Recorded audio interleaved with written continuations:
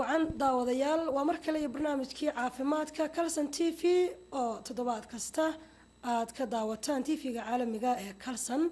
toddobaadkan barnaamijka caafimaadka waxaanu ku soo qaadanaynaa cudurka TB-shada dhibaatada uu leeyahay waxaana marti noogu ah Dr. Aadan Ugaas oo ka howlgala xarunta Madiina Hospital ee magaalada Nairobi. Dr. Aadan Ugaas inaan marka hore ku soo dhaweeyo stuudiyaha Kalson TV. mahadsanid ubax waan ku salaamayaa adiga iyo Kalson TV iyo dhalinyarada kale oo kula shaqeynaysa waana idinku soo dhaweynayaa isbitaalka Madiina Hospital welcome ayaan idin leeyahay insha Allah cudurkan TB-da wixii aad iga weydiisaana waan idinka siinayaa waa hagaagada mudan Dr. Aadan Ugaas ugu horeyntii waxaan jeclahay Dr. inaan ku weydiiyo bal waxa uu yahay cudurka TB-shada ubax mahadsanid cudurkan TB-da la yiraaho waa cudur adduunka caanka ah waayo adduunyada dhan ayuu ku fidsan yahay laakiin mar labaad ayuu dunidii hore u martay iyo dib ugu soo laabtay oo ugu batay taas oo la yiri waxa sababay cudurka AIDS-ka oo dunidaas ku fiday isaguna xiriir la leeyahay iyo immigrationka dadka badan oo Afrika iyo dunida Asia iyo dunida saddexaad inta ka tagahaya wadamada Westernka degaya labada arrimoodba qolada Westernku saas ayay yiraaheen buu ku soo batay sidaas ayaa cudurkani dunida ugu faafsan yahay waana cudur khatar oo dilaa ah walow oo waqti dheer uu maxaan ku iraahaa qofka la noolaado oo jiitamo haddana ugu dambeynta qofku waa ama wuxuu u sababaa hawlgab ama waaba dilaa cudurkan haddaan idiin faahfaahiyo wuxuu horta cudurkani sababta keenta markii aynu ka hadalno waxa weeye germs ayaa keena bacteria noocyada bacteriyada nooc ka mid ah oo mycobacterium la yiraaho ayaa keena bacteriyadaasi haddii ay jirka gasho kuna badato qofka cudurkaas ayaa ku dhacaya haddaba see bacteriyadaasi ay ku fidaa oo qofka qaba uga fidaa qofka kalena u gaartaa waa arrimaha insha Allah hadaa wax iga weydiisid aan ka hadli doono waa tahay Dr. aad baad u mahadsantahay sida wanaagsan oo sharaxaada kaga bixisay siyaabaha sababa wax kamid ah ka dhawaajisay laakiin markaynu fiirino oo kale qofka markii jug ku dhacdo oo ama ifaraha ka soo gaadho ama meel kamid ay ka soo gaadho ma laga yaabaa inay sababto oo TB-sha isku bedesho taas ubax jawaabtu waxa weeye waa maya jugtu ma keento cudurkan si kastoo jug uu dhacdana TB kugu noqon mayso dad badan baa u qaba haddii jug ku dhaco wuxuu oranaya waaba jug u dhacday ka bacda TB sud badashay arrintu sidaa maaha TB-da waxa weeye germs ayaa keena noola weeye germskaas hadduu ku keeno waa kugu dhacaysaa haddii kale kuguma dhici karto waad mahadsantahay Dr. bal siyaaba ay u faafto TB-shadu oo lagaga baahan yahay dadku inay wax badan ka ogaadaan bal haddaan noo faahfaahin waad mahadsantahay ubax cudurkan TB-da wuxuu ka mid yahay cudurrada fida oo ku fida badana hawada macnaha waxa weeye neefsashada ayuu ku fidaa sidoo kale hooyadu ilmaheeda way qaadsiin kartaa cudurkan waxa weeye haddii qofku uu TB qabo waa cudurrada aan degdega u fidin macnaha waxa weeye waxa suurowda magaalada tan dad badan oo TB qabaa jira laakiin haddana dadkaasi siday u badan yihiin dadka kale u qaadsiin maya haddaba qaadsiintiisu waxay u baahan tahay in qofku uu qofka kala qaadsiiyo kow candhuuftiisu inay positive tahay oo jeermiska ku jiraan saa darteed qofka haddii candhuuf inta laga qaado laga waayo qofka dadka ma qaadsiinayo tan labaad waxaa loo baahan yahay qofka ku qaadsiinaya inaad muddo la noolayd oo weliba si dhow ula noolayd sidii laba qof oo isqaba qof qaba iyo caruurtiisa iyo wixii la mid ah laba qof oo meel ka wada shaqaynaysay ayadana waxa weeye waa waxyaalaha la isku qaadsiiyo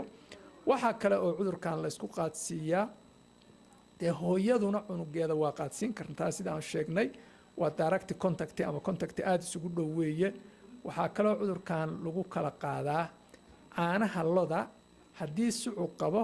caanahaasna aan caano sterilization wax la yidhaah ama si la karkariyey ama la nadiifiyey aysan ahayn ama pasteurization wax la yidhaah lagu sameeyey aan caano warshadeed ayaan ahayn ama caano la kariyey ahayn ayadana waxa weeye waa laga qaadi karaa cudurkan. waxaan jeclahay su-aasha laftarkeeda caanaha lodaad ka dhawaajisay ma waxaad kala jeedaa tiibishada laftarkeeda waxay ku dhacaysaa dunyada sida lodoo kaleeto haa saa weeye markii sucu qabo caanaha ayay soo raacayaa jeermigu haddii qofku caanahaas ku nool yahay oo cabo oo muddo cabahayo isagoo caanahaasi ayaan hayn caano ama warshad maray ama la kariyey haa jeermiskii cudurka ayaa kuu gudbi karaa waana qaadi kartaa. waa hagaag doctor goor sii horeysay waxaad ka dhawaajisay in hooyadoo kaleeto ay ka mid tahay waxyaabaha ugu fudud oo tiibishada cunuga u gudbin karta ma naaska jiqitaankiisa caanaha naaska uu gudbayaa ma neefta uu gudbayaa seebuu cunugaasoo kale tiibishada ku qaadi karaya sida ugu badan oo ku qaadahayo waxaa weeye waa xiriirka tooska ah oo hooyo ay mataqaana had iyo goor dee ilmihii ay dhabtay ku haysaa waa nuujinaysaa neefsashadii waa toos saas ayay ku qaadanaysaa ee caanaha naaska maaha. doctore waxaan jeclahay cudur kasta waxa uu leeyahay astaan lagu garto calaamad lagu garto tiibishada markaan u nimaadno bal calaamadaha ugu fudud oo lagu garan karo oo la oran karo qofkaas markii la arko tiibishadii baa haysa ka hor baaritaanka bal maxaa ka mid a calaamadaha TB-da lagu garan karo calaamadana waa calaamado loogu malayn karo qofka waxna waa wax go-aan lagu gaari karo waxa loogu malayn karo qofkaani wuu qabaa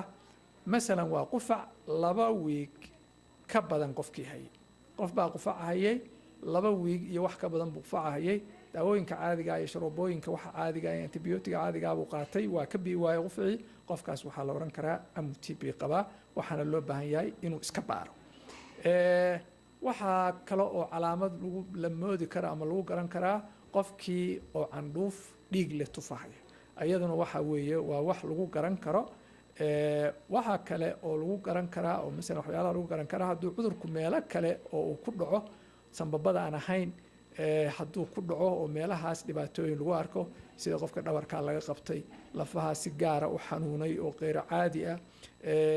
masalan calooshaa laga qabtay ama calooshaa biyo ka galeen waa cudurku asaguna meelo uu gaaro oo waxyaalo loogu malayn kara waay waxa go-aan lagu gaari karaa la oran karaa qofkaani TB waa qabaa lagu oran karaa waa markii qofka kan inta la baaro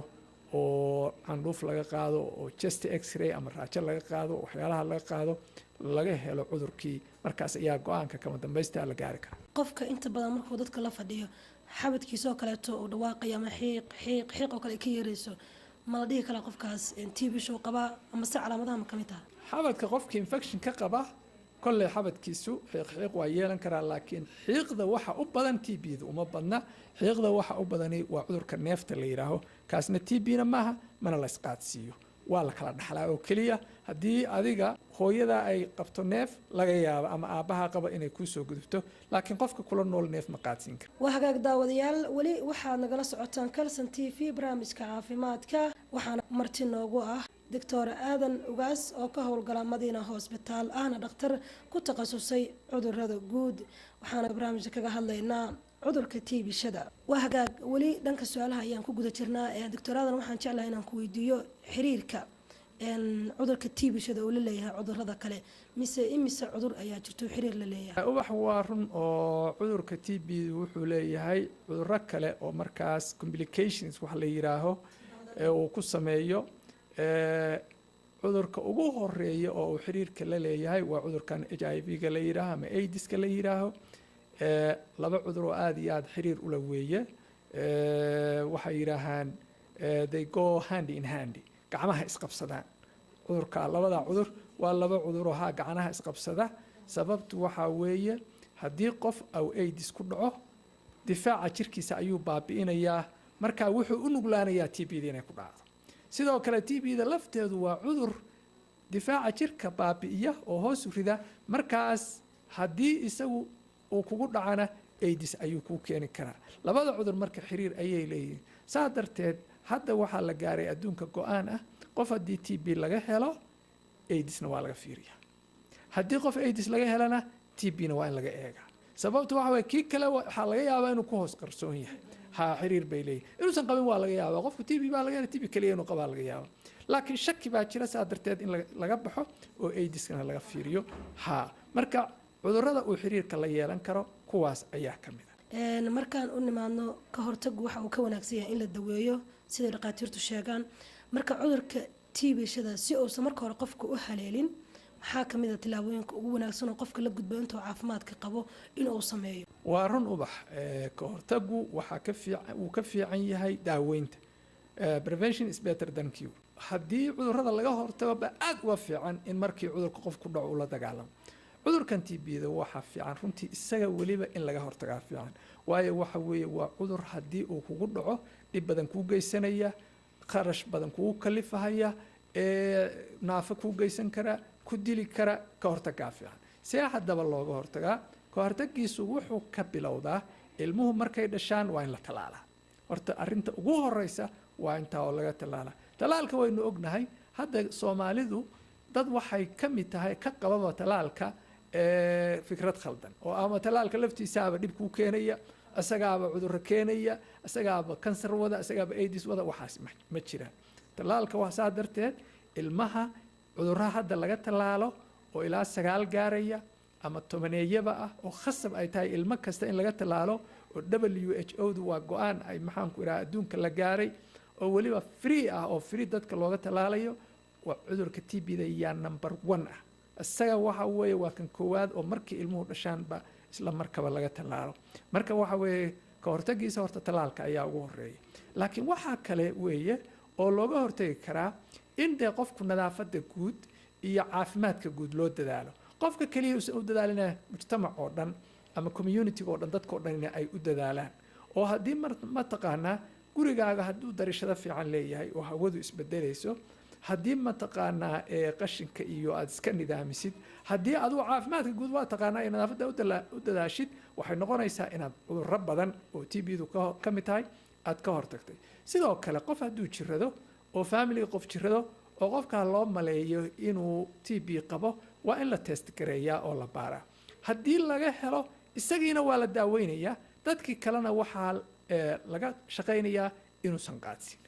arrimahaas oo dhani waxay ka mid yihiin ka hortag. waa hagaag doctore, qaybihii dambe ee barnaamijkana waan kusii siqaynaa maadaama aad tahay dhakhtar guud. run ahaantiina bulshada Soomaalida ay si aad ugu badan tahay TB-shada dadka ay soo ridanayso, bal dhanka baaritaanka inagaga sheekay. baaritaanku waa very simple, aad iyo aad ayuu u sahlan yahay. cudurkan in la baaro sida loo badan yahay waa cudurrada si sahlan lagu baari karo. qofka haddii loo maleeyaba cudurkaa inuu jiro, hadda xataa waxaa jirta magaalada meelo uu free yahay, baaristu ay free tahay, sidoo kalena dawada lafteedu ay free tahay. marka qofka candhuuf baa laga qaadayaa, waa waxa ugu horeeya. waxaa kaloo laga qaadayaa x-ray wax la yidhaha ama raajo.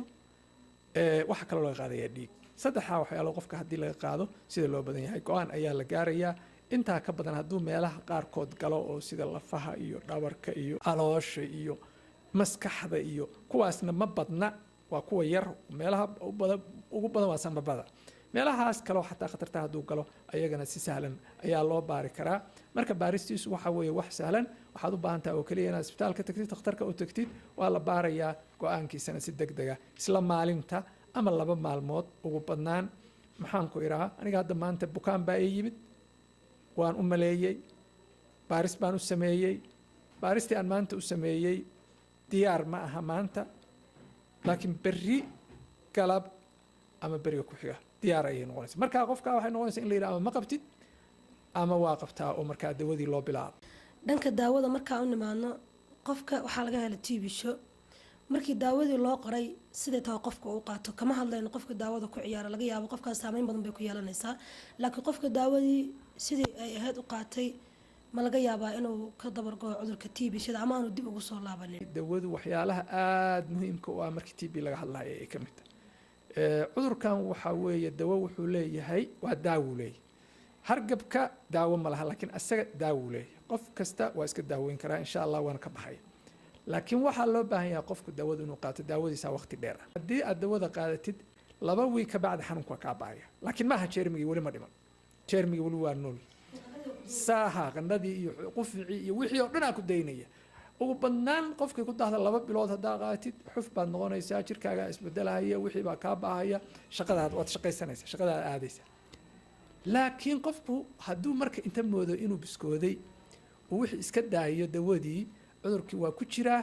waa ku soo kacayaa. markuu ku soo kacana markaa waa madax adagyaha, markaa daaweyntiisu waa fidayaa. marka labaadna waa madax adagyaha. saa darteed